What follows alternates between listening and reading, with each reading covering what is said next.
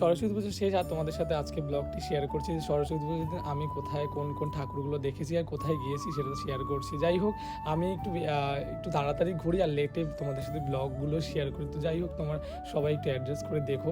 তো প্রথমেই চলে গেছিলাম আমি কাছের শহর ধূপগুড়িতে, এখানে 3-4টে ঠাকুর দেখেছি। সবচেয়ে বেশি ভালো লেগেছিলো আমার কিউট সরস্বতী। তারপর ওখান থেকে সোজা চলে গেছিলাম ময়নাগুড়িতে আমি একটা ঠাকুর দেখেছি, যেহেতু ময়নাগুড়িতে সেরকম একটা পুজো হয় না। তারপর ওখান থেকে সোজা চলে গেছি আমি জলপাইগুড়িতে কোনো বছর আমি যাইনি, কিন্তু এত সুন্দর যে পুজো হয় জলপাইগুড়িতে, সত্যি আমি না গিয়ে থাকলে সত্যি আমি জানতে পারতাম না। পুরো প্যান্ডেল সমেত ঠাকুরের যেগুলো দেখে তোমরা বুঝেই গেছো ভীষণই সুন্দর।